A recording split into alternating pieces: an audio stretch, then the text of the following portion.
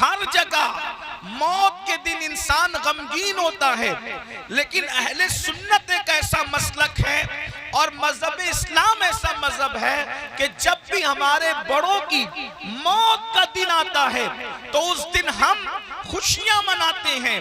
آخر بتائیں کہ موت کی بھی کوئی خوشی مناتا ہے تو آخر وہ کیوں پریشان ہوتے ہیں اور ہم لوگ خوش کیوں ہوتے ہیں؟ تو وجہ یہ ہے کہ اوروں کو یقین نہیں ہے کہ جانے والا گیا کہاں، اور ان کو اطمینان نہیں ہے کہ جانے والا گیا کہاں، لیکن واللہ اہل سنت اتنا ناقابل تردید یقین رکھتے ہیں کہ ہمارے بزرگ جہاں گئے ہیں وہاں کوئی تکلیف نہیں ہے، کوئی پریشانی نہیں ہے، کیونکہ ہمارے بزرگوں کے لیے قرآن کہتا ہے جب وہ جاتے ہیں یا ایتھا النفس المطمئنہ ارجعی الی ربک راضیۃ مرضیہ فادخلی فی عبادی وادخلی جنتی۔ جب وہ دنیا سے جاتے ہیں تو اللہ فرماتا ہے اے نفس مطمئنہ اپنے رب کی طرف پلٹ جا، اے نفس مطمئنہ خدا کی جنت رضا میں داخل ہو جا اور اللہ کے خاص بندوں میں داخل ہو جا۔ اب مجھے بتاؤ اگر کوئی کعبہ دیکھنے جائے تو گھر والے کتنی خوشی مناتے ہیں، اور کوئی رب کی بارگاہ میں حاضری کے لیے جائے تو یہ مقام خوشی کا نہیں ہے تو پھر کیسا مقام ہے؟ اسی لیے ہمارے یہاں عرس منایا جاتا ہے، لیکن عرس ہم سب کا نہیں مناتے، عرس ان کا مناتے ہیں جو یا ایتھا النفس المطمئنہ کے مصداق ہوتے ہیں۔ اور وہ کون لوگ ہیں؟ وہ اپنی مرضی سے زندگی نہیں گزارتے، بلکہ وہ لوگ اللہ کی مرضی سے زندگی گزارتے ہیں، رب کی مرضی سے زندگی گزارتے ہیں، خدا کے قانون پہ چل کے زندگی گزارتے ہیں۔ میرے آقا علیہ السلام کے پیارے دیوانوں، یاد رکھنا یا ایتھا النفس المطمئنہ یہ سب کے لیے نہیں ہے، میرے اور آپ کے لیے نہیں ہے۔ اس وقت تک جب تک ہم اللہ کو راضی نہ کر لیں، خدا کے قانون پر زندگی نہ گزاریں۔ آج میں نے جس آیہ کریمہ کی تلاوت کی ہے اس عرس پاک کے موقع پر، اور ایک بات میں آپ کو یہ بھی بتا دوں، اگر واقعی آپ اور ہم اللہ کو راضی کر لیں تو ہمارے ماننے والے ہمارا عرس کریں یا نہ کریں، کسی کے ماننے والے اس کا عرس کریں یا نہ کریں، اگر اللہ راضی ہے تو اس کی قبر پر انسانوں کی بھیڑ لگے نہ لگے، جس سے خدا راضی ہوتا ہے وہاں اللہ فرشتوں کی بھیڑ لگا دیتا ہے، رحمت کے فرشتوں کو نازل فرماتا ہے۔ اللہ اکبر، فرشتے اس کو دولہا بناتے ہیں، فرشتے اس کو سجاتے ہیں، فرشتے اس کو سنوارتے ہیں، اس کے مزار پر رحمت و نور کی برسات ہوتی ہے۔ قرآن کہتا ہے ان رحمت اللہ قریب من المحسنین، بے شک اللہ کی رحمت اس کے نیک بندوں کے قریب ہے۔ تو اللہ ہم بھی نیک بنیں، اللہ کو راضی کریں۔ اللہ اکبر، آئیے قرآن کہتا ہے، اب میں اپنے اصل عنوان کی طرف آتا ہوں، بہت توجہ کی ضرورت ہے میرے آقا علیہ السلام کے پیارے دیوانوں۔ اس دنیا میں اللہ والے بھی آئے، اس دنیا میں ہم بھی آئے، لیکن فرق اتنا ہے اللہ والے کھانا دیکھ کر اللہ کو نہیں بھولا۔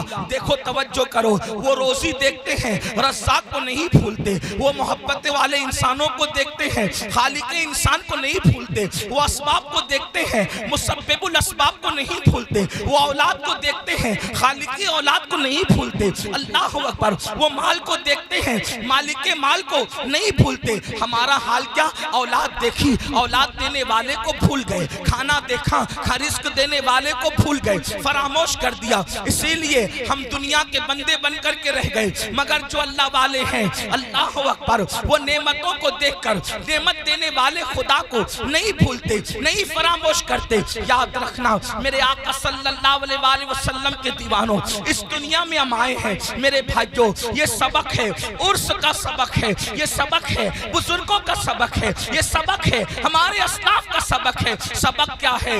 اس دنیا میں آئے ہو، اس دنیا میں دھینگا مستی کرنے نہیں آئے، اس دنیا میں جوا کھیلنے نہیں آئے، اس دنیا میں نشہ کرنے نہیں آئے، اس دنیا میں شراب پینے نہیں آئے، اس دنیا میں عورتوں سے دل لگی کرنے نہیں آئے، اس دنیا میں جرائم اور پاپ کرنے نہیں آئے، اس دنیا میں رشوت رشوت لینے نہیں آئے، اس دنیا میں چوری ڈکیتی کرنے نہیں آئے، اس دنیا میں کیوں آئے ہو؟ اللہ اکبر، دنیا میں آنے کا مقصد یہ ہے اس دنیا میں رہ کر اس دنیا کی تیاری کرو۔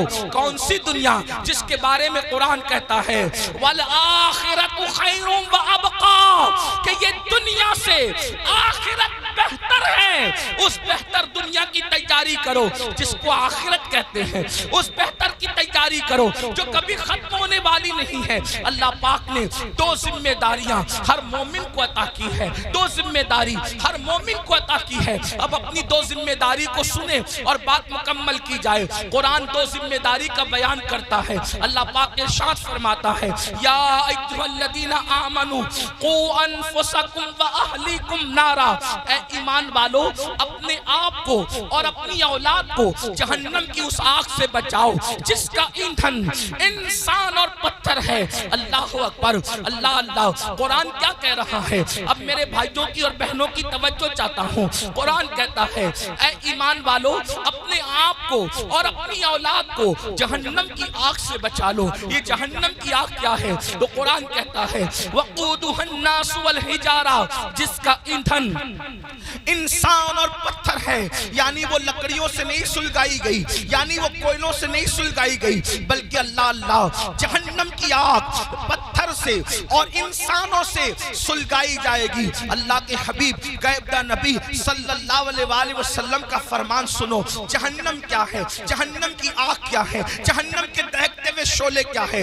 اللہ اکبر، ایک دن میں تین مرتبہ پیٹ بھر کے کھانے والوں اور اللہ کی نافرمانی کرنے والوں، اپنی راتوں کو بے فکری کے ساتھ گزارنے والوں، اللہ کی نافرمانی کرنے والوں، نرم نرم گدوں پہ لیٹ کر کے قبر کی رات کو بھول جانے والوں، قبر کی رات کو فراموش کر دینے والوں، کبھی سود کا دھندا کر کے، کبھی بیاج کا دھندا کر کے، کبھی اپنے پیٹ کے اندر یتیموں کا مال جہنم کی آگ کی شکل میں بھرنے والوں، ذرا توجہ کرو یہ جہنم کیا ہے جس کا ذکر اللہ کے حبیب غیبدہ نبی مصطفیٰ کریم رؤوف الرحیم صلی اللہ علیہ وآلہ وسلم نے فرمایا۔ دیکھیے ہم تو آقا کا فرمان بیان کر رہے ہیں اور یہ اس نبی کا فرمان ہے جو اپنی طبیعت سے کلام نہیں کرتے، دل کے کانوں سے سننا میرے بھائیوں۔ اپنے آقا مصطفیٰ جان رحمت صادق و مصدوق صلی اللہ علیہ وآلہ وسلم فرماتے ہیں جب اللہ نے حضرت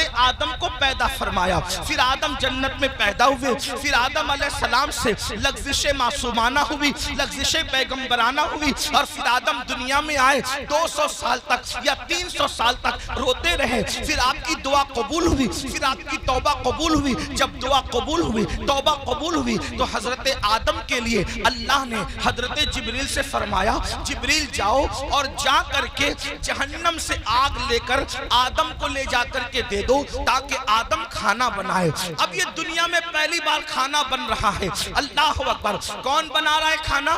حضرت آدم۔ دنیا کی پہلی ڈش بن رہی ہے، دنیا کا پہلا کھانا بن رہا ہے، اور کون بنا رہا ہے؟ آدم علیہ السلام۔ اس کے لیے آگ، ابھی تک دنیا میں آگ نہیں تھی، دنیا میں آگ کا عطا پتہ نہیں تھا، بلکہ اب آگ کی ضرورت پڑی حضرت انسان کو۔ یہاں پر جو ہسٹری کے طالب علم ہیں اور تاریخ کے طالب علم ہیں ان کی توجہ چاہتا ہوں۔ اللہ اللہ، لوگ یہ کہتے ہیں انسان پہلے بندر تھا اور بندر سے ترقی کرتے کرتے وہ انسان بنا۔ یہ کون لوگ کہتے ہیں؟ وہ لوگ کہتے ہیں جو انسانیت کے ٹھیکیدار بنے ہوئے ہیں۔ کیا کہتے ہیں؟ انسان پہلے بندر تھا اور وہ ترقی کرتے کرتے انسان بنا۔ انسان پہلے ننگا گھومتا تھا، پھر ننگے سے پتے باندھنے لگا، پھر یہ کرنے لگا، پھر وہ کرنے لگا، پہلے جھک کے چلتا تھا بندر کی طرح، پھر یہ ہو گیا، پھر وہ ہو گیا۔ انسانیت کے لیے اس سے بڑی گالی کچھ نہیں ہو سکتی۔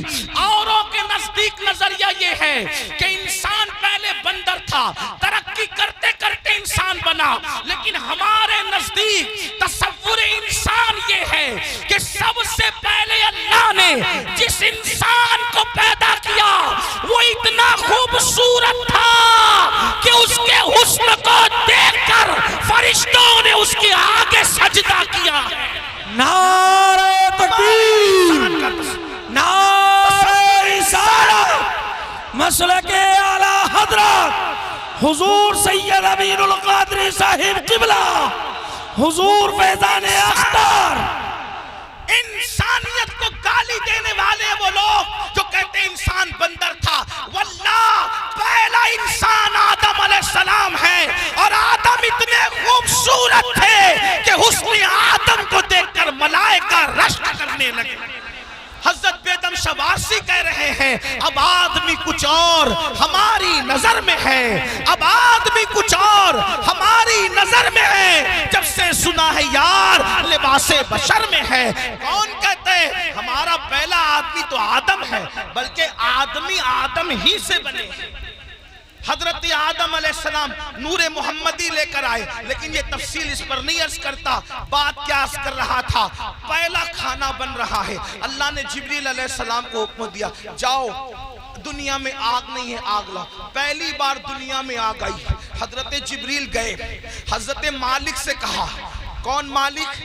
یہ حضرت مالک جہنم کے داروغہ ہیں، یعنی جہنم کا پورا نظام سسٹم اللہ نے ان کو سونپ رکھا ہے. تو حضرت مالک علیہ السلام کے پاس جبریل کہتے ہیں، جبریل علیہ السلام کہتے ہیں مالک حضرت آدم کو آگ کی ضرورت پیش آئی ہے، اس لیے جو ہے مجھے آگ دیجئے. اب ذرا توجہ کرنا، جہنم سے آگ دنیا میں آ رہی ہے. حضرت مالک نے کہا کتنی آگ چاہیے؟ کھانا پکانے کے لیے آدم کو آگ چاہیے. ایک کھجور جتنی ہوتی ہے، کھجور اتنی آگ مجھے دے دے تاکہ میں آدم کو لے جا کر کے دے دوں. حضرت مالک نے کہا اے جبریل اگر کھجور اتنی آگ آپ جہنم سے دنیا میں لے کر جائیں گے تو ساری زمین بھی جل جائے گی، آسمان بھی جل کر بھسم ہو جائیں گے. نہ زمین برداشت کر سکتی ہے نہ آسمان برداشت کر سکتا ہے. کھجور اتنی آگ دنیا میں گئی تو پوری زمین اور آسمان جل کر کے راکھ ہو جائیں گے. پھر اس کے بعد حضرت جبریل نے کہا اے مالک آدھی کھجور جتنی مجھے جہنم کی آگ دے دیجئے تاکہ میں ان کو لے جا کر کے دے دوں. تو حضرت سیدنا جبریل امین نے جب کہا آدھی کھجور اتنی جو ہے وہ جہنم کی آگ دے دو، تو تب حضرت مالک نے کہا اگر میں نے آدھی کھجور اتنی آگ دے دی تو بھی یہ حال ہوگا کہ دنیا میں آسمان سے کبھی بارش نہیں ہوگی، کبھی پانی نہیں برسے گا، اس لیے آپ آدھی کھجور اتنی بھی آگ نہ لے کر جائیں. تو پھر کہا کتنی؟ تو حضرت سیدنا مالک نے کہا آپ سوئی کے ناکے اتنی یا ایک ذرہ جتنا ہوتا ہے اتنی آگ لے جائیں، وہ بھی ڈائریکٹ نہ لے جائیں. اب میں اپنے بھائیوں کی توجہ چاہتا ہوں. دیکھو یہ سارے عنوانات بہت غور کرنے والے ہوتے ہیں، توجہ کرنے والے ہوتے ہیں. میرے بھائیوں ہم آپ لوگوں کی محبتوں کا احترام کرتے ہیں، لیکن ایک بات آپ کو بتاؤں، ہمارے فوٹو اور ہماری تصویریں قیمتی نہیں ہیں، بلکہ رسول اللہ کی یہ فرامین اہم ہے جو آپ کو سنانے کے لیے بلایا جاتا ہے، اور آپ بہت اچھے سے سن رہے ہیں. لیکن تھوڑی آپ کی توجہ چاہتا ہوں. اتنی لمبی روایت میں نے پڑھی، اب اصل جو ہے وہ جس مقصد کے لیے پڑھی وہ یہ ہے. حضرت جبریل نے ایک کھجور اتنی آگ مانگی، منع کیا گیا. آدھی کھجور اتنی آگ مانگی، منع کیا گیا کہ بارش نہیں ہوگی آسمان سے. پھر ایک ذرے کے برابر آگ دی گئی. تو حضرت مالک نے کہا اس کو بھی ڈائریکٹ نہ لے جائیں بلکہ اس کو پہلے دھلا جائے. تو ذرہ برابر آگ حضرت جبریل کو حضرت مالک نے دیا. 70 مرتبہ جبریل علیہ السلام نے اس جہنم کی آگ کو رحمت کے پانی سے دھویا، اس کو واش کیا، دھویا، اور 70 بار دھونے کے بعد پھر اس آگ کو ذرہ برابر دنیا میں لایا گیا. لیجئے حضرت آدم یہ کھانا بنانے کے لیے ہے. تو حضرت آدم نے فرمایا اس کو پہاڑ پہ رکھو. جب وہ ذرہ برابر جہنم کی آگ جس کو 70 بار دھویا گیا تھا، ندی کے پانی سے نہیں، نہروں کے پانی سے نہیں، دنیا کے پانی سے نہیں، بلکہ رحمت خدا کے پانی سے 70 بار اس ذرے کو اور ذرہ برابر آگ کو دھویا گیا تھا. اور جب حضرت جبریل نے اس کو پہاڑ پہ رکھا تو پہاڑ پہ وہ ذرہ برابر آگ پڑی تو پورا پہاڑ جل کر کے بھسم ہو گیا، اور وہ ذرہ برابر آگ نے جب پہاڑ کو جلا دیا تو وہ فوراً جہنم کی طرف لوٹ گئی۔ پہاڑ کے جلنے سے، اس آگ کے اثر سے جو دھواں نکلا تھا، وہ دھواں پتھروں میں، لوہے میں اور جن لکڑیوں میں آگ ہے ان میں گھس گیا۔ اللہ اکبر۔ تو یہ جو دنیا میں آگ دیکھ رہے ہیں، یہ آگ وہ آگ نہیں ہے، بلکہ اس آگ کے اثر سے جو دھواں نکلا تھا، وہ دھواں ہے جو یہ آگ دنیا کی آگ ہے۔ اب مجھے بتاؤ، ذرہ برابر جہنم کی آگ 70 مرتبہ رحمت کے پانی سے دھو کر دنیا میں لائی جائے، وہ پہاڑ کو جلا دے اور پھر جہنم میں لوٹ جائے، تو اس کے باقیات، اس کے دھوئے کے اثرات اتنی تیز ہیں کہ اگر جلا دے تو بستیاں جل کر خاکستر ہو جائے، اگر جلا دے تو انسان مر جائے، اگر جلا دے تو انسان کی آنکھیں اندھی ہو جائے، اگر جلا دے تو انسان کا دماغ کام نہ کرے۔ مجھے بتاؤ، 70 مرتبہ رحمت کے پانی سے ذرہ برابر آگ پر یہ اثر ہے، تو وہ جو جہنم کی پوری آگ ہے، اس کا کیا حال ہوگا، اس کا کیا اثر ہوگا؟ اب اللہ اسی آگ سے بچنے کا حکم دے رہا ہے۔ اے مومنو، میرے محبوب کے غلاموں، میرے محبوب کا نام لینے والوں، میرے محبوب کا کلمہ پڑھنے والوں، اپنے آپ کو اس آگ سے بچاؤ۔ آپ مجھے بتائیں، جب یہ جہنم کی آگ کا دھواں ہے، جو دنیا کی آگ ہے، ہم اس کو برداشت نہیں کر سکتے، تو وہ جہنم کے دہکتے ہوئے شعلے، وہ جہنم کے بھڑکتے ہوئے شعلے، جس کے بارے میں حدیث پاک میں آیا ہے 3000 سال تک کے اس کو جلایا اور دہکایا گیا ہے۔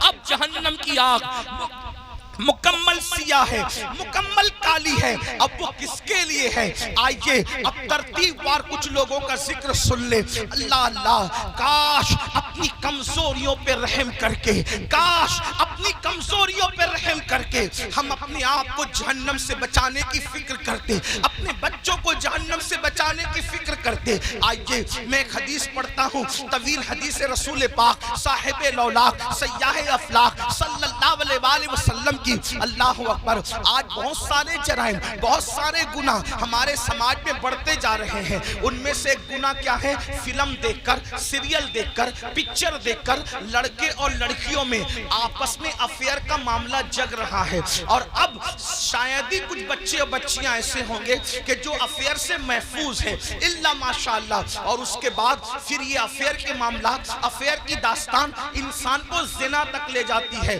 اور یہ زنا کیا ہے؟ اب سنیے، اللہ اکبر، میرے اور تمہارے سچے نبی صلی اللہ علیہ وسلم فرماتے ہیں آج زنا بڑھ رہا ہے۔ بلکہ آپ کو بتاؤں، یہاں تک کہ لکھنے والوں نے لکھا ہر منٹ پر کئی زنا ریکارڈ کیا جا رہا ہے دنیا میں۔ تعفن ہے زنا کا، تعفن ہے بدکاری کا۔ اللہ اکبر۔ ہیرو ہیروئن کے چکر میں انسان اب زنا کو گناہ بھی نہیں سمجھتا۔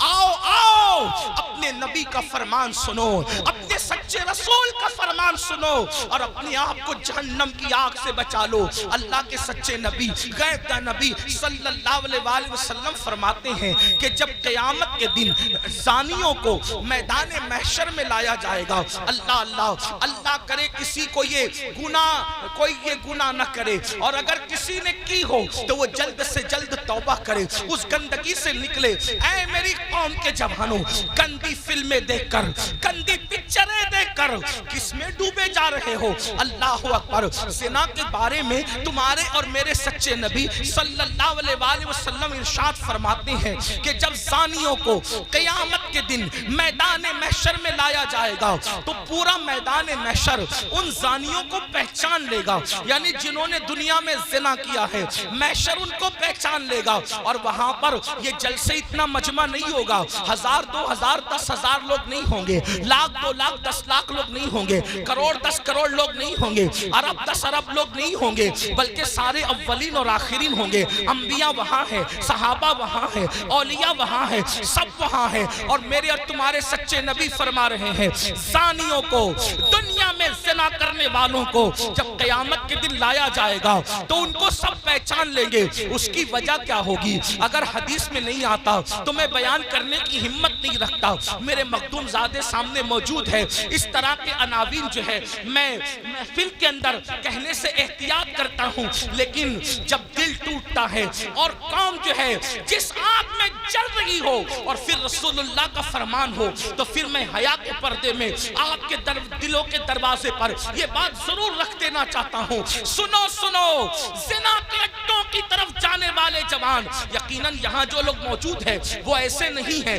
لیکن آپ کو مخاطب کر کے ان تک خدا کے بندوں تک آواز پہنچانا ہے جو اس آواز کے مستحق ہیں, ان بچیوں تک آواز پہنچانا ہے جو ان آواز کے مستحق ہیں. سنو, اللہ کے رسول سچے نبی فرماتے ہیں کہ زانیوں کو جب قیامت کے دن لایا جائے گا تو پورا محشر ان کو پہچان لے گا. پہچاننے کی وجہ کیا ہوگی؟ آقا فرماتے ہیں ان کی شرمگاہوں سے اتنی گندی بدبو آئے گی, اتنی خطرناک بدبو آئے گی کہ میدان محشر ان کی بدبو کو دیکھ کر ان کو پہچان لے گا. ذرا اندازہ کرو, زنا کی وجہ سے شرمگاہیں سڑ کر بدبو دار ہو چکی ہوگی اور اس سے بدبو آئے گی. محشر پہچان لے گا, میدان محشر کے لوگ پہچان لیں گے. مجھے بتاؤ, جس کے منہ میں بدبو آتی ہے وہ کتنا شرمندہ رہتا ہے دنیا میں.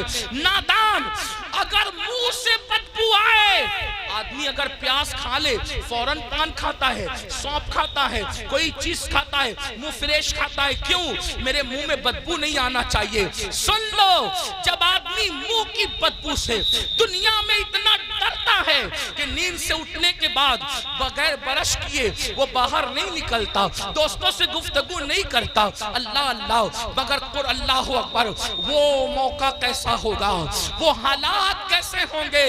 فلم دیکھ کر کے کسی ہیرو کے چکر میں زنا کی طرف جانے والوں, میری قوم کے جوانوں, اللہ اکبر, آقا ارشاد فرماتے ہیں زانیوں کی شرمگاہوں سے سڑی ہوئی بدبو آئے گی تو پورا محشر ان پہ لعنت کرے گا. لعنت, محشر بھی لعنت کرے گا, فرشتے بھی لعنت کریں گے, اللہ بھی لعنت کرے گا, اور اللہ ان سے قیامت کے دن کلام نہیں کرے گا, ان سے اللہ بات نہیں کرے گا.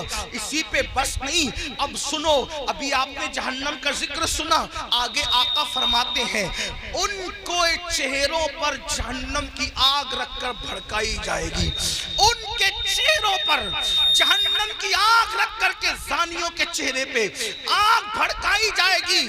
کبھی تندور کے اندر کوئی چیز سیکی جاتی ہے تو کیسے الٹ پلٹ کیا جاتا ہے, زانیوں کے چہروں کو جہنم میں الٹ پلٹ کیا جائے گا, ان کے چہروں پہ آگ بھڑکائی جائے گی. اسی پہ بس نہیں, میرے اور تمہارے سچے نبی فرماتے ہیں پھر حضرت مالک یعنی جہنم کے داروغہ جہنم کی آگ کی بنی ہوئی قمیص اس کے بدن پر پہنائیں گے. ہائے ہائے, جو مئی کی گرمی برداشت نہ کر سکے, جو دسمبر کی سردی برداشت نہ کر سکے, یہ کمزور جسم جس پر مکھی اور مچھر چلے تو یہ کمزور جسم مکھی اور مچھر کے ڈنک کو برداشت نہیں کر سکتا.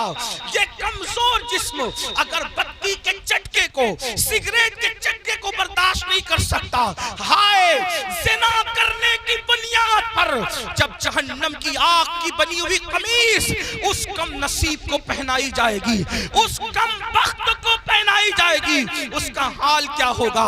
اگر یہ بات کوئی مولوی صاحب کہہ دیتے تو لوگ کہتے مولانا ڈرا رہے ہیں, اگر کوئی لیڈر سیاسی کہہ دیتا تو لوگ کہتے کہ اپنی بات ہو رہی ہے, لیکن واللہ یہ اس رسول نے فرمایا ہے جو زمین پہ بیٹھ کر کے لامکاں کی خبر دیتے ہیں, جو ماں کے شکم میں رہ کر کے لوح محفوظ پر چلنے والے قلم کی آواز کو سن لیا کرتے ہیں. اللہ اللہ, لرز جاؤ گندی فلمیں دیکھ کر, زنا کو شوق بنانے والوں لرز جاؤ.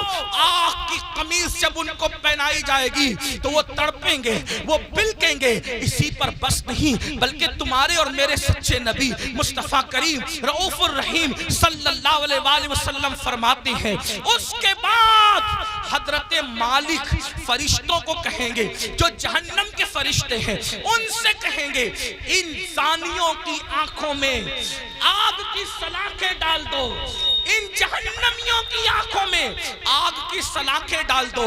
ہائے ہائے، جہنم کی آگ سے بنی ہوئی سلاخیں ان کی آنکھوں میں ڈالنے کا حکم ہوگا۔ حضرت مالک کہیں گے یہ زانی لوگ حرام دیکھتے تھے اپنی آنکھوں سے، حرام دیکھتے تھے اپنی آنکھوں سے، ان کی آنکھوں میں جہنم کی آگ کی سلاخیں پھیر دو۔ تھوڑا غور تو کرو، اگر یہ بات کسی کتاب میں کسی صرف ایک عام انسان کی لکھی ہوئی ہوتی میں کبھی اتنے اہتمام سے بیان نہ کرتا، لیکن وہ رسول بیان کر رہے ہیں جن کی زبان پر سوائے حق کے کچھ اور جاری نہیں ہوتا۔ میرے امام کہتے ہیں وہ دہن جس کی ہر بات وحی خدا، چشمہ علم و حکمت میں لاکھوں سلام، وہ زبان جس کو سب کن کی کنجی کہے، اس کی نافذ حکومت میں لاکھوں سلام۔ 2 منٹ کی لذت کے لیے اللہ کو ناراض کرنے والوں، 2 منٹ کی لذت کے لیے اپنی آخرت کو تباہ کرنے والوں، پکچروں میں ہیرو ہیروئن کو زنا کرتا دیکھ کر، گندی پکچریں دیکھ کر اپنی آخرت کو تباہ و برباد کرنے والوں، سوچو تو صحیح، گناہ میں لذت تو ہے مگر عزت نہیں ہے، گناہ میں لذت تو ہے مگر سکون نہیں ہے۔ او سکون کے متلاشیوں، آج کہتے ہو دل کو سکون نہیں، کوئی کہتا ہے روزی میں برکت نہیں، کوئی کہتا ہے گھر میں آرام نہیں، کسی نے کچھ کر دیا، کسی نے کچھ کر دیا۔ میں کہتا ہوں کیا نہیں کیا یہ 2 نمبر کی بات ہے، لیکن ہم نے اپنی تباہی کا سامان کیا۔ نرم نرم گدوں پہ لیٹ کر جس گھر میں زنا کی فلمیں دیکھی جائے گی اس گھر میں برکت کا نزول کیسے ہو سکتا ہے؟ اللہ اکبر۔ جس گھر میں پکچریں چلے گی، ہیرو ہیروئن کو بھاگتا ہوا دکھایا جائے گا، جس گھر کے اندر زنا کی ترغیب دی جائے گی اس گھر میں برکتوں کا نزول کیسے ہوگا؟ جملہ کڑوا لگے تو معاف کر دینا، مراد آباد والوں غور سے سنو، جس گھر کی برکت کو اللہ اٹھا لے ملا کی دعا اور تعویذ، اس گھر میں کبھی برکت نہیں لا سکتے، اس لیے کہ خدا کی طاقت کے سامنے انسان بے بس ہے۔ خدا کی شان یہ ہے وہ جو چاہے فیصلہ کرے، وہ جو چاہے فیصلہ کرے، وہ عادل ہے، وہ ظلم نہیں کرتا۔ انسان بے بس ہے، بے بس، لیکن یاد رکھنا اہل وجاہت کی بات نہیں کر رہا ہوں، ان کی شان الگ ہے، مگر یاد رکھنا ہم جیسے انسان تو بے بس ہی ہیں۔ اللہ اکبر۔ میرے آقا علیہ السلام کے پیارے دیوانوں، زنا کر کے گھر کی برکت کو ختم کر کے صرف تعویذات کے سہارے اور اللہ اکبر بزرگوں کی دعاؤں کے سہارے گھر میں برکت کے متلاشی ہو، واللہ اللہ نہ چاہے تو پھر گھر میں کوئی برکت نہیں لا سکتا۔ ہم لوگ اہل توحید ہیں، اہل سنت، صوفیہ کے ماننے والے ہیں، ہمارا عقیدہ یہ ہے خیر ہی و شر ہی من اللہ تعالی، ہر خیر و شر اللہ کی طرف سے ہے۔ لیکن اللہ اکبر، اب سنو، غور سے سنو، میرے اور تمہارے آقا فرماتے ہیں، حضرت مالک کہیں گے آگ کی سلاخیں آنکھوں میں پھیر دو، آگ کی جہنم کی آگ کی سلاخیں آنکھوں میں پھیر دو۔ جب آنکھوں میں پھرے گی وہ کمزور آنکھیں، وہ ننھی ننھی آنکھیں جس میں اگر ایک چھوٹا سا تنکا جائے، تنکا، تو آدمی برداشت نہیں، پیاس کے ننھے سے ذرات جائے تو برداشت نہیں کرتا، حتیٰ کہ نیم کا ٹھنڈا سرما لگے تو آنسو ٹپ ٹپ نکلتے۔ نیم کا سرما جو آنکھ برداشت نہ کر سکے، جب زنا کی وجہ سے اور حرام دیکھنے کی وجہ سے ان آنکھوں میں آگ کی سلاخیں ڈالی جائے گی، کیا بنے گا ان آنکھوں کا؟ اور جب فرشتے آگ کی سلاخیں اس آنکھ میں پھیریں گے، تب وہ انسان ان فرشتوں سے کہیں گے ہم پہ رحم تو کرو نا، ہم قابل رحم ہیں، ہم پہ رحم کرو، ایک لمحے کے لیے رحم کرو۔ وہ کہیں گے ظالم، تو دنیا میں اللہ کی نافرمانی کرتا تھا، زنا کرتا تھا، حرام دیکھتا تھا، اور آج ہم سے کہہ رہا ہے کہ ہم رحم کریں، ہم تو اللہ کے بندے، تو نے نافرمانی کی اللہ کی، ہم نہیں کر سکتے، اللہ کی طرف سے جو حکم ہے ہم وہ ضرور کریں گے۔ اللہ اکبر۔ یہ ہے زانیوں کے حوالے سے۔ یہ تو میں نے اختصار کے ساتھ ایک حدیث پڑھی۔ میں اپنے جوانوں سے کہتا ہوں آج زنا افیئر کے نام پر بڑھ رہا ہے، میرے بھائیو اس طرف نہ جاؤ، بلکہ نکاح کو اتنا سستا کرو کہ زنا کرنا مشکل ہو جائے، نکاح کو اتنا آسان کرو زنا کرنا مشکل ہو جائے۔ بڑی معذرت کے ساتھ ظالم معاشرے نے نکاح کو اتنا مشکل کر دیا ہے کہ اب لوگ زنا کو آسان سمجھنے لگے ہیں۔ نہیں، جس معاشرے میں زنا ہوگا اس معاشرے میں بیماریاں ہوگی، جس معاشرے میں زنا ہوگا اس معاشرے کے اندر بے برکتی ہوگی، جس معاشرے میں زنا ہوگا اس معاشرے میں تباہی ہوگی۔ جہاں گناہ ہے وہاں فنا ہے۔ اور ایک بات بھی عرض کر دوں، جو زنا کرتے ہیں اللہ ان کے یہاں عیبی اولاد پیدا کر، عیبی اولاد ان کے گھروں میں۔ اب کسی گھر میں عیبی اولاد دیکھو تو قیاس مت لگا لینا کہ اس نے زنا ہی کیا ہوگا، ایسا نہیں۔ کچھ لوگوں کو بطور سزا عیبی اولاد دی جاتی ہے، اور کچھ لوگوں کو بطور امتحان عیبی اولاد دی جاتی ہے۔ کسی کا امتحان بھی ہو سکتا ہے، جیسے حضرت ایوب علیہ السلام کا امتحان ہوا، اللہ والوں کا امتحان ہوا۔ تو میرے بھائیو زنا کی طرف نہ جاؤ اور نکاح کرو، اور نکاح جلدی کرو۔ اپنے جوانوں سے کہتا ہوں اگر گھر والے نکاح کرنے میں تاخیر کرے تو نوجوانوں کو یہ گھر میں عرضی رکھنے کا حق ہے کہ میری شادی کر دو، لیکن حرام کی طرف نہ جاؤ۔ اور آخری میں بات سمیٹتے ہوئے عرض کروں، اگر ایسا نہیں کیا تو زنا وہ بدترین فعل ہے میرے بھائی، نسلوں تک اس کی سزا ملتی رہے گی۔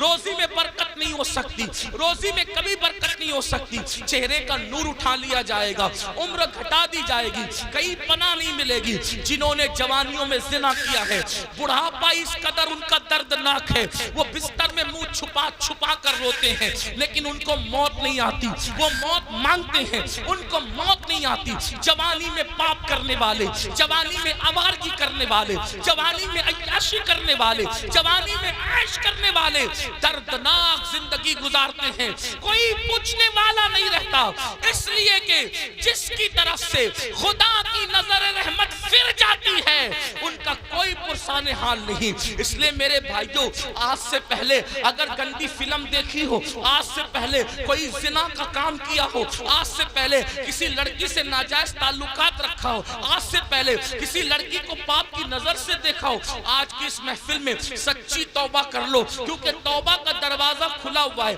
اور آج ہی کھلا ہے۔ جس دن مر جاؤ گے روح کا جس رشتہ جسم سے ٹوٹ جائے گا، توبہ کا دروازہ ہمارے لیے بند ہو جائے گا۔ اللہ ایک بزرگ مجذوب تھے، وہ بستی میں لوگوں سے کہتے تھے لوگوں اللہ سے صلح کر لو، لوگوں اللہ سے صلح کر لو، لوگوں اللہ سے صلح کر لو۔ بستی میں کہتے پھرتے تھے، لیکن اللہ والوں کی بات پہ کون توجہ کرتا ہے؟ اور جب قبرستان میں دیکھا گیا تو قبرستان میں کہتے تھے اے اللہ ان سے صلح کر لے، اے اللہ ان سے صلح کر لے، اے اللہ ان سے صلح کر لے۔ تو لوگوں نے کہا بابا بات بستی بدلتی ہے، بات بدلتی ہے، آپ بستی میں کہہ رہے تھے کہ لوگوں اللہ سے صلح کر لو، اور قبرستان میں کہتے ہو اللہ ان سے صلح کر لے، جملہ کیوں بدل گیا قبرستان میں؟ بزرگ فرماتے ہیں بابا بات یہ ہے کہ جب انسان زندہ تھا تو اللہ اس سے صلح کرنا چاہتا تھا، اللہ اس سے صلح کرنے کے لیے تیار تھا، اسی لیے کہہ رہا تھا اللہ سے صلح کر لو۔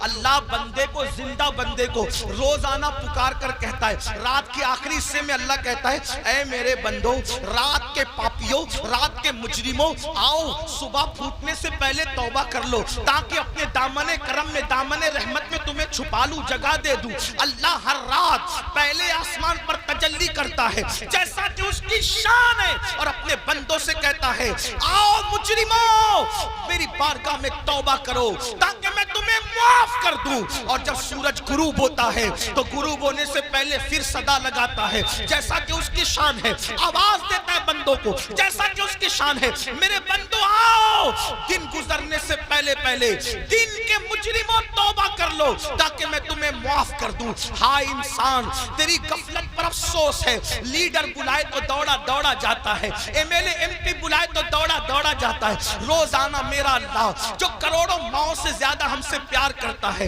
میرا اللہ جو کروڑوں ماؤں سے زیادہ ہم سے محبت کرتا ہے، ہے. میرا اللہ جو ہماری سطر پوشی کرتا ہے وہ ستار ہے, عیبوں کا چھپانے والا ہے.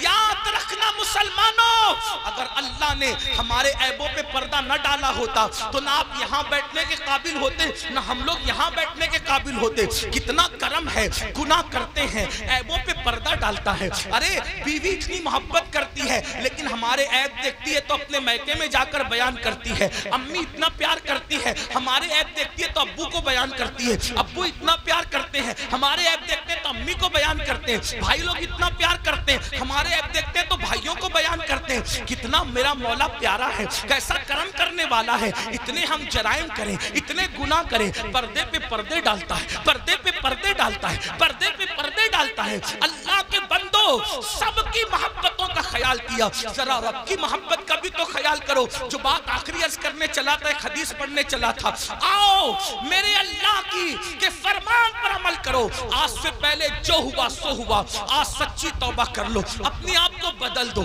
زندگی میں تبدیلی پیدا کر لو, زندگی میں انقلاب پیدا کر لو. پتا ہے اللہ نے کیسے کیسوں کو معاف کیا. بس یہ روایت پڑھ کے بات ختم کروں گا تاکہ میرا جوان جو گانے سن کر مجرم ہو گیا, جو زنا کر کے مجرم ہو گیا, جو عورتوں سے پیار کے نام پہ مجرم ہو گیا, ان کو دھاڑس بندھے کہ ہم توبہ کریں تو اللہ ہمیں معاف کرے گا, اللہ ہماری مغفرت کرے گا.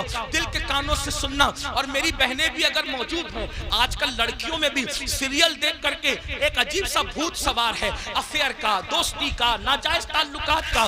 نہیں, ہمارے یہاں شادی سے پہلے کوئی دوستی نہیں ہے, لڑکا لڑکی کی کوئی دوستی نہیں ہے. علامہ ابن الجوزی لکھتے ہیں, میرے آقا نے فرمایا اگر مریم جیسی عورت ہو پاک دامن اور داؤد جیسا پاک دامن مرد ہو اور دونوں تنہائی چاہیں تو میں دونوں کو تنہائی کی اجازت نہیں دے سکتا. یہ اللہ کے رسول کا فرمان ہے. اور آج اسکول کے لڑکوں سے دوستی, کالج کے لڑکوں سے دوستی, یونیورسٹی کے لڑکوں سے دوستی, اور پھر ماں باپ کہتے ہیں ارے یہ مولوی لوگ تو پرانے خیال کے ہیں, آج تو نیا دور ہے. اگر میری بیٹیا کسی لڑکے سے دوستی کر رہی ہے تو کیا ہماری بیٹی ایسی پاپی ہے, ایسی مجرم ہے؟ میں کہتا ہوں سن لو, کسی کی بیٹی پاپی نہیں ہوتی, کسی کی بیٹی مجرم نہیں ہوتی, مگر اندر جو نفس ہے, نفس وہ برائی کا حکم دیتا ہے, وہ برائی پہ ابھارتا ہے. بیٹیاں کسی کے ساتھ نہ بھاگتی اگر گھروں کے اندر پردے کا نظام ہوتا, اگر گھروں میں تقدس کا نظام ہوتا, اگر گھروں میں پارسائی کا نظام ہوتا. ہماری بیٹیوں کو 50 سال پہلے چچا زاد بھائی سے بھی پردہ کرایا جاتا تھا, مامو زاد بھائی سے بھی پردہ کرایا جاتا تھا, خالہ زاد بھائی سے بھی پردہ کرایا جاتا تھا, دیوروں سے بھی پردہ کرتی تھی, جیٹ سے بھی پردہ کرتی تھی, بہنوئی سے بھی پردہ کرتی تھی. اور آج اسکول کے لڑکوں سے دوستی نہیں. کسی کو برا لگتا ہے, 1000 بار برا لگے, ہمارا مذہب یہی ہے اور یہی ہے. اگر کوئی ٹی وی پہ بیٹھ کر بھونکتا ہے کہ مولوی پردے کی بات کرتے ہیں, ہم کہتے ہیں ہم تم سے نہیں کہتے, ہم اپنی بیٹیوں سے کہتے ہیں. اور ہماری بیٹیوں کو کہنے کا ہمیں حق ہے کہ ہر آدمی اپنی بیٹی کا ذمہ دار ہے. بیٹی صرف اس کے باپ کی بیٹی نہیں, بیٹی تو پوری ملت کی بیٹی ہوتی ہے, بیٹی تو پوری قوم کی بیٹی ہوتی ہے. میرے نبی نے حاتم طائی کی بیٹی کو جب بغیر دوپٹے کے دیکھا تو اپنی مزمل و مدثر والی چادر اس کے سر پہ ڈال کر دنیا کو پیغام دیا, بیٹی کسی کی بھی ہو, بیٹی تو بیٹی ہوا کرتی ہے. ہمارے یہاں بیٹی کی اہمیت ہے. اور یہ تو ظلم کرتے ہیں, یہ تو پردہ ظلم لگتا ہے تمہیں. کیوں ظلم لگتا ہے پتہ ہے؟ میں گالی گلوچ کا عادی نہیں, لیکن ایک بات آپ کو بتا, پردہ ان کو ظلم کیوں لگتا ہے؟ کتے چاہتے ہیں کہ بکری باہر نکلے, کتے چاہتے ہیں کہ بکری باہر نکلے. کیوں کتے صاحبوں, بکری سے تمہیں اس کی آزادی سے کیا پیار؟ کہا یہ گھر میں رکھا اس کے مالک نے ظلم ہے. ہم نے کہا ظلم نہیں, مالک کی محبت ہے.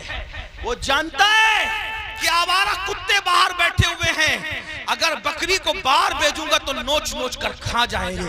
اس نے محبت سے گھر میں رکھا ہے تاکہ آوارہ کتوں کی نظر نہ پڑے۔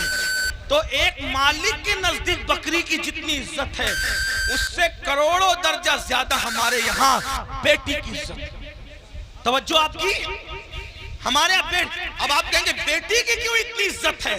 میں نے کہا اس لیے اتنی عزت ہے کہ ہمارے یہاں بیٹی کا روپ معمولی روپ نہیں ہے، بیٹی کا روپ سیدہ، طیبہ، طاہرہ، خاتون جنت فاطمۃ الزہرا کا روپ ہے، اور وہ ایسا روپ ہے کہ جس کے لیے پوری کائنات کھڑی ہوتی ہے۔ جب وہ شہزادی نبی سے ملنے آتی ہے تو میرا نبی ان کے استقبال کے لیے کھڑا ہو جاتا ہے۔ بیٹی یہ ہے، اوروں کی یہاں بیٹی کیا ہے مجھے نہیں پتا، ہمارے یہاں بیٹی، اب سن لے بیٹی کیا ہے، ہمارے یہاں بیٹی فاطمۃ الزہرا ہے، ہمارے یہاں بیٹی بنت صدیق عائشہ صدیقہ ہے، ہمارے یہاں بیٹی حضرت سیدہ زینب کبریٰ ہے۔ جب بیٹے کٹ جاتے ہیں تو بیٹی ہی ہے جو پورے قافلے کو کربلا سے بچا بچا کر کے مدینہ منورہ تک لاتی ہے۔ نعرہ تکبیر! اس لیے بیٹی کی عزت، ہمارے یہاں بیٹی کی عزت اس لیے، ہمارے یہاں بیٹی برتن جھاڑو کرنے والی کا نام نہیں، ہمارے یہاں بیٹی کپڑے دھلنے والی کا نام نہیں، ہمارے یہاں بیٹی وہاں کھڑے رہ کر خطبہ دینے والی کا نام ہے۔ جہاں مرد کٹ جائیں تو پھر بیٹی بولتی ہے، اور اس شان سے بولتی ہے کہ لگتا نہیں کہ بیٹی بول رہی ہے، ایسا لگتا ہے جیسے بیٹی کا بابا بول رہا ہے۔ اور ہوا دربار کوفہ اور دمشق میں جب علی مرتضیٰ کی باب مدینۃ العلم کی شہزادی زینب نے خطبہ دیا تو دیواریں دہل گئی اور لوگ کہنے لگے علی کہاں سے آ گئے؟ تو لوگوں نے کہا علی نہیں ہے، علی کی شہزادی بول رہی ہے۔ یہ ہمارے یہاں بیٹیاں، بیٹیوں کا مقام، اس لیے ہم بیٹیوں کو بہت عزت سے، بہت عزت، ہمارے یہاں بیٹی جنت ہے، جنت۔ ہمارے یہاں بیٹی پیٹ میں ٹکڑے کر کے گٹر میں بہانے والی چیز نہیں ہے، بیٹی بیٹی چومنے والی۔ جو نبی کا غلام ہے وہ بیٹی کو کیسے ٹکڑے کر سکتا ہے؟ بلکہ ٹکڑے، توجہ کرنا جملے پہ، بیٹی کو نبی کا غلام ٹکڑے نہیں کرتا بلکہ اپنے جگر کا ٹکڑا قرار دیتا ہے، کیونکہ رسول اللہ نے اپنی شہزادی کے لیے کہا فاطمہ تو بدعۃ منی، وہ تو میرے جگر کا ٹکڑا ہے۔ تو بات دور نکلی، عرض کیا کر رہا تھا، آج سے پہلے جو بھی گناہ ہوا ختم کرو، توبہ کرو، جب اللہ والے موجود ہوں توبہ کرو۔ اللہ نے گارنٹی دی، اللہ نے وعدہ کیا، ان اللہ لا یخلف المیعاد، اللہ کا وعدہ خلاف نہیں ہوتا۔ کچھ بھی ہوا توبہ کرو، سچی توبہ، مگر توبہ کون سی؟ ہر مجمع میں جو کرتے ہیں وہ نہیں، کان کھینچنا، گال پٹنا، استغفر اللہ کہنا، یہ والی توبہ نہیں۔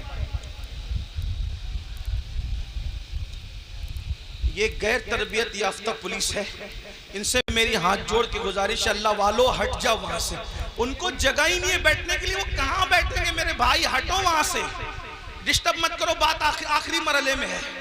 یہی تو غیر تربیت یافتہ ماحول کی نحوست ہے۔ ایک بار درود شریف پڑھیں آپ لوگ، ہٹو میرے بھائیوں، خاکی وردی والے میرے بھائیوں، اللہ تمہارا نصیبہ چمکا دے، وہاں سے ہٹ جاؤ، جگہ نہیں، وہ بیٹھیں گے کہاں، ان کو کھڑے رہنے تو، بات آخری مرحلے میں۔ ایک بار درود شریف پڑھیے، اللہ رب محمد صلی اللہ علیہ وسلم، نحن عباد محمد صلی اللہ علیہ وسلم۔ پہلی بات تو سنیوں کے جلسے میں پولیس کا کوئی کام ہی نہیں ہے، ڈنڈے والوں کو، یہ ڈنڈے والی قوم نہیں، یہ جھنڈے والی قوم ہے، یہاں کوئی ڈنڈا نہیں نکلنا چاہیے۔ ہاں، اور اگر لوگ ہمیں کچلتے ہیں تو ہم ان سے محبت سے کہتے ہیں نہ کچلو، ہم کچلنے کی چیز نہیں، میاں کو کچلا، مجھے کچلا، ناخن لگا دیا، یہ بھی آپ کی محبت کی نشانی لے کے جائیں گے۔ ہاں، ناخن، اچھا، اچھا، معاف کیجئے، میں سمجھ رہا تھا میرے سر حضرت فرما رہے خاکساران حق ہے، یہ میرے مجاہد ملت کی ٹیم، مجھے ایسا لگا پولیس والے، لیکن وہ میں سوچ رہا تھا اتنی بدنظمی کیوں کر رہے ہیں، میرے بھائیوں یہ غوث پاک کی محفل ہے. غوث پاک کی محفل جو سجتی تھی یہ اس کا بچا ہوا حصہ، یہ ان کی خیرات ہے. اپنا کوئی کمال نہیں، جلسے والوں کا کوئی کمال نہیں. یہ غوث پاک جس کو بلاتے اس محفل میں وہ آتا ہے. یہاں ڈنڈے کا استعمال نہیں ہونا چاہیے. وہ خاکسارہ نے آپ کو میں سلام کرتا ہوں، مجھے ایسا لگا کہ پولیس والے، لیکن بہرحال ان کو بھی سلام، ان کی اللہ انہیں برکتیں دے. لیکن تھوڑا سا وہ بھی دماغ سے کام لے. ان کو جگہ نہیں بیٹھنے کے لیے، کہاں بیٹھے گا انسان؟ اسٹیج پہ جگہ نہیں، لوگ کھڑے ہوئے ہیں. ہم ان کو ابھی بیٹھنے کے لیے کہتے ہیں اس پہ ظلم نہیں ہوگا. کیسے کہ ان کو بیٹھنے کیونکہ جگہ نہیں ہے، جگہ نہیں ہے. یہ تو حضرت اختر میاں رحمۃ اللہ تعالیٰ علیہ پر رسول اللہ کی خاص نگاہ ہے. ان کے مرشد حضور سرکار کلہ کی خاص نگاہ ہے کہ ان کی محفل میں اتنے لوگ جمع ہو گئے. ورنہ آج کس کے لیے کون آتا ہے؟ تو بات آخری کر رہا تھا، اس کو سن لے، بات ختم. ایک بار درود شریف بلند آواز سے. اللہ رب محمد صلی اللہ علیہ وسلم نحن عباد محمد صلی اللہ علیہ وسلم صلاۃ و سلام علیکم. آخری بات، کچھ بھی کیا توبہ کر. وہ والی نہیں، کان کھینچنا، گال پیٹنا، استغفر اللہ، وہ والی. کون سی توبہ؟ جیسے بکری کے تھن سے دودھ نکلے اور دوبارہ اسی سوراخ سے تھن میں نہ جائے، ایسی گناہ سے نکلو، پھر ادھر کا رخ مت کرو، پھر مت پلٹ کر جاؤ اس طرف. یہ توبہ. ایسی توبہ کرنے والوں کے ساتھ جنت کی ضمانت ہے، جنت کی بشارت ہے. سدھر جاؤ. تو بستی میں بات کر رہا تھا، بیچ میں نکل آئی کہ جب تک وہ زندہ تھے بزرگ کہتے ہیں کہ اللہ ان کو معاف کرنے کے لیے تیار تھا. معافی مانگ لو میں معاف کر دوں گا. انہوں نے توبہ نہیں کی.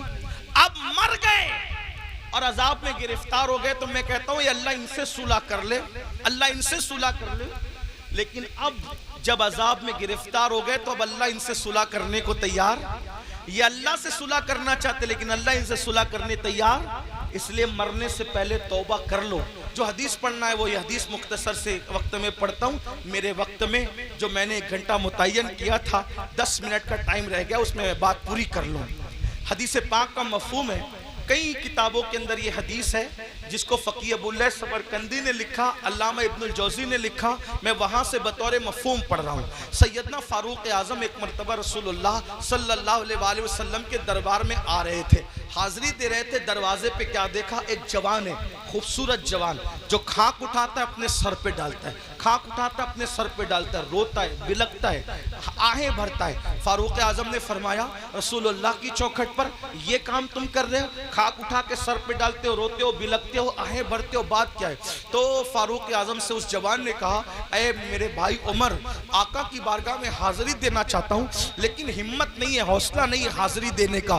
اس لیے میں یہ چاہتا ہوں کہ آپ اجازت لے لیں، آپ حضور سے عرض کر دیں کہ حضور مجھے اذن حضوری عطا کر دیں، حاضری کی اجازت عطا کر دیں تاکہ میں رسول اللہ کی بارگاہ میں حاضر ہو جاؤں. تو آقا علیہ السلام سے فاروق اعظم نے عرض کی آقا میرے ماں باپ آپ پہ قربان یا رسول اللہ. ایک جوان ہے چوکھٹ پہ بیٹھا ہے، سر پہ خاک ڈال رہا ہے آقا، اور وہ آپ کی بارگاہ میں حاضری دینا چاہتا ہے یا رسول اللہ. اگر آپ اجازت دے دیں تو وہ حاضر ہو جائیں. وہ جوان آ گیا. اب دھیان سے سننا، غور سے سننا. وہ جوان آیا، آنکھیں جھکی ہوئی تھی، آنکھوں سے آنسو بہ رہے تھے، مسلسل ٹپ ٹپ آنسو ٹپک رہے تھے. ندامت اور شرمندگی چہرے سے ظاہر تھی، سر جھکا ہوا تھا. آقا نے فرمایا اے جوان کیا ہوا؟ اس جوان نے عرض کیا یا رسول اللہ اتنی عرضی لے کر آیا ہوں کہ آپ میرے لیے دعا کر دیں کہ اللہ میری مغفرت کر دے، اللہ مجھے معاف کر دے، اللہ میری بخشش فرما دے. آقا نے فرمایا کیا ہوا؟ عرض کی آقا مجھ سے بہت بڑا جرم ہو گیا ہے، مجھ سے بہت بڑا گناہ ہو گیا ہے، میں بہت بڑا پاپی ہوں آقا میرے لیے دعا فرما دے. میرے کریم آقا نے فرمایا کیا گناہ ہوا یہ تو بتاؤ. اس نے عرض کی آقا شرم آتی ہے بتاتے ہوئے، ایسا گناہ ہو گیا ہے اب اس کا ذکر کرتے ہوئے شرم آتی ہے، بہت بڑا گناہ ہے آقا. کریم آقا نے فرمایا کیا تیرا گناہ زمین کی وسعتوں سے بڑا ہے؟ عرض کی ہاں آقا میرا گناہ زمین کی وسعتوں سے بڑا ہے. پھر فرمایا کیا تیرا گناہ آسمانوں سے بھی بڑا؟ عرض کی ہاں آقا میرا گناہ آسمانوں سے بھی بڑا ہے. کیا تیرا گناہ سمندر کی جھاگ سے بڑا ہے؟ ہاں آقا میرا گناہ سمندر کی جھاگ سے بڑا ہے. میرے کریم کریم آقا نے پھر اس کو ذہن دیا. اب آقا توجہ کریں, آقا کیسے کریم ہے. آقا فرماتے ہیں کیا تیرا گناہ اللہ کی رحمت سے بھی بڑا ہے؟ تیرا گناہ اللہ کی رحمت سے بڑا ہے. اس نے سر جھکایا, خوب رویا اور روتے ہوئے کہا نہیں آقا, میرا گناہ اللہ کی رحمت سے بڑا کبھی نہیں ہو سکتا, اللہ کی رحمت بہت بڑی ہے. اس وقت میرے کریم آقا نے فرمایا بتا کیا ہوا. اب وہ جوان کہتا ہے میں پھر معذرت چاہتے ہوئے حیا کے پردے میں تھوڑا سا کھل کر کے تاکہ سب کو بات سمجھ میں آئے. اس جوان نے کہا آقا بات اتنی ہے کہ میرے نفس نے مجھ پر غلبہ کیا اور میں جو ہے نفس کا غلام بن کر میں نے یہ کرتا تھا کہ میں جب بھی کوئی مر جاتا, انتقال کر جاتا, تو میں لوگوں کے کفن چراتا تھا, میں لوگوں کے کفن چوری کرتا تھا. اس زمانے میں کپڑا ہاتھ سے بنا جاتا تھا, کپڑوں کا قلت تھی تو لوگ کفن بھی چراتے تھے. آج شاید یہ گناہ دنیا میں نہیں ہوگا کفن چوری کا, کیونکہ کپڑا اتنا سستا ہو گیا, اتنی وافر مقدار میں ہو گیا کہ لوگ کوئی کفن وفن نہیں چراتے ہوں گے. آج یہ گناہ دنیا میں شاید نہیں ہوگا انشاءاللہ. لیکن بہرحال اس جوان نے عرض کی میرے آقا میں کفن چوری کرتا تھا اور پھر ایک قبر پر میں گیا کفن چوری کرنے, تو جیسی میں نے کفن نکالا خوبصورت سی لڑکی تھی. میں علامہ ارشد القادری کا سہارا لیتے ہوئے تھوڑا سا آپ کے دماغ میں بٹھانے کے لیے بات عرض کروں. اللہ اللہ, یعنی کہ بات یوں ہے کہ چاندنی رات تھی, قبرستان کا سناٹا تھا اور قبرستان میں میرے سوا کوئی نہیں تھا. چاند کی دودیا روشنی جو ہے وہ چھن چھن کر کے آ رہی تھی, قبروں پر پڑ رہی تھی. سکون تھا, سناٹا تھا, کیف و سرور کا ماحول تھا. میں نے تازہ سی قبر کھولی, کھولنے کے بعد میں نے جیسی لاش نکالی وہ کسی مرد کی لاش نہیں تھی, وہ کسی عورت کی لاش تھی. عورت میں بھی ایک دوشیزہ یعنی خوبصورت جوان کی لاش تھی. جیسے میں نے کفن نکالا چاند کی دودیا روشنی اس کے خوبصورت جسم پہ پڑی اور وہ لڑکی اور خوبصورت دکھنے لگی. شیطان اور نفس نے مجھ پہ مکمل غلبہ کیا اور مجھے جکڑ لیا, مجھے پکڑ لیا اور مجھ سے وہ کچھ کرا دیا. اب میں بیان نہیں کر سکتا. یعنی کیا کرایا, اس نے مردہ لڑکی کے ساتھ قبرستان کے اندر زنا کیا. اس جوان نے مردہ لڑکی کے ساتھ قبرستان میں زنا کیا. اور اس کے بعد جب وہ کہتا ہے آقا جب میں بدکاری کر چکا تو میں نے دیکھا وہ لڑکی کھڑی ہو گئی اور کھڑی ہو کر کہتی ہے بدبخت تو نے مجھے ناپاک کر دیا. ان مردوں کے درمیان کیا منہ لے کر میں رہوں گی, کیا منہ لے کر رہوں گی. تو نے مجھے ناپاک کیا, تو نے مجھے ناپاک کیا. خدا تجھے کبھی معاف نہ کرے, خدا تجھے کبھی معاف نہ کرے, خدا تجھے کبھی معاف نہ کرے. میں بھاگا, کفن اور لڑکی کو چھوڑ کے بھاگا.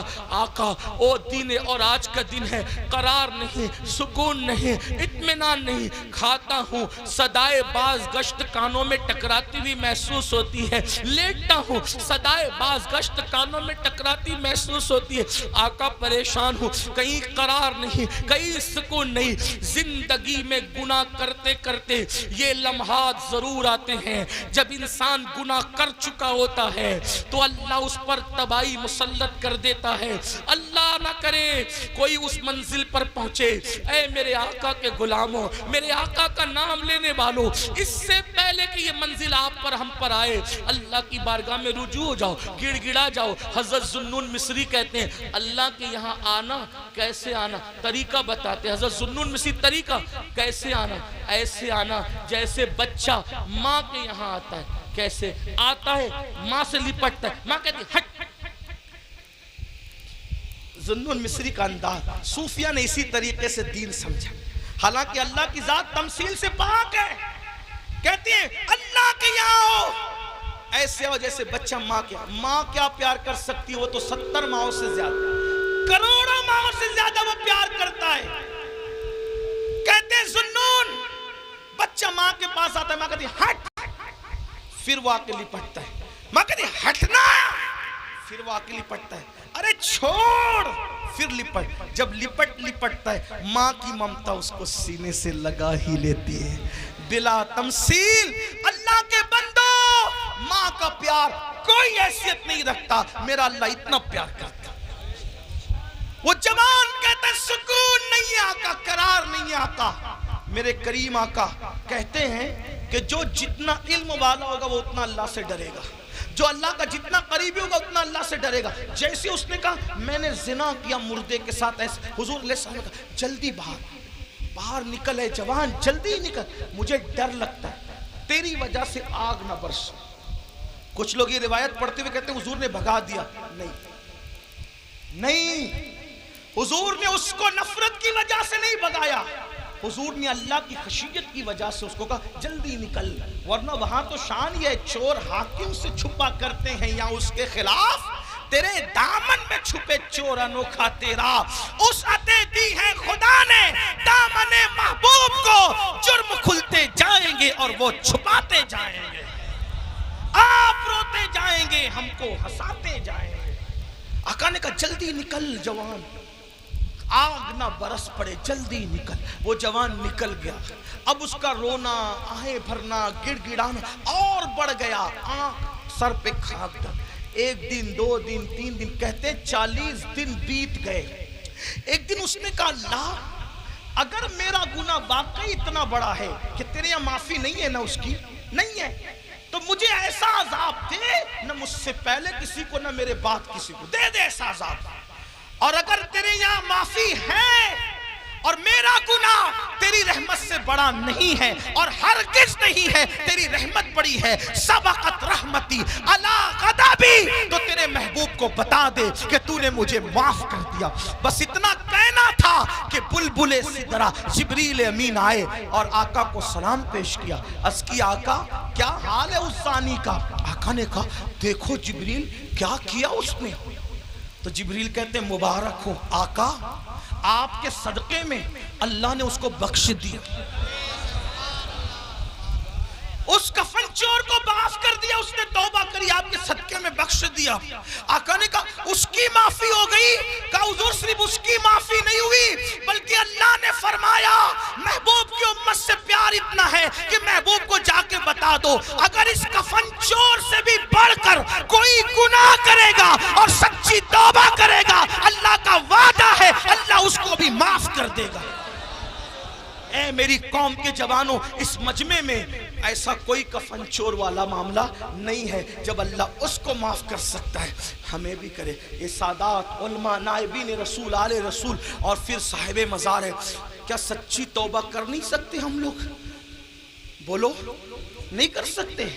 کر سکتے ہیں نا. پھر سچی توبہ کر کے جاؤ.